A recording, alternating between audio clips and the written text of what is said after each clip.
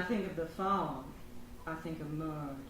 My grandparents and my mother and my aunt, who were young at the time, only lived there for a year. But out of that year, which was a very tumultuous year, came all of these amazing stories, which I heard again and again and again growing up, always preceded by, when we were on the farm. And, some were funny and some were horrifying, and a lot of times they were both, which I used to say as Southern stories tend to be, but I think farming stories, I think rural life has a certain comedy and a violence, and there's something that's in common to all rural communities, not just in the South. And these stories, for me, were a kind of peephole into a strange and marvelous and contradictory world, a world of terrible beauty. My 85-year-old father won the book at our announcement event.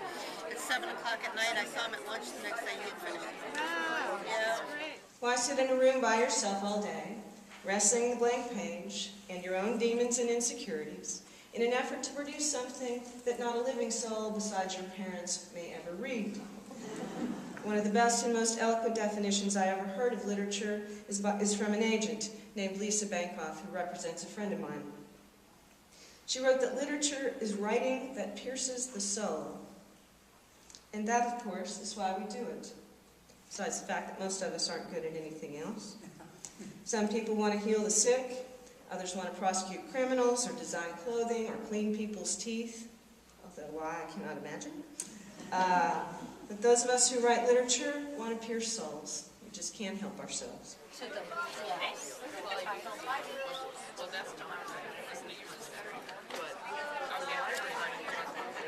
Thank you very much. I enjoyed it.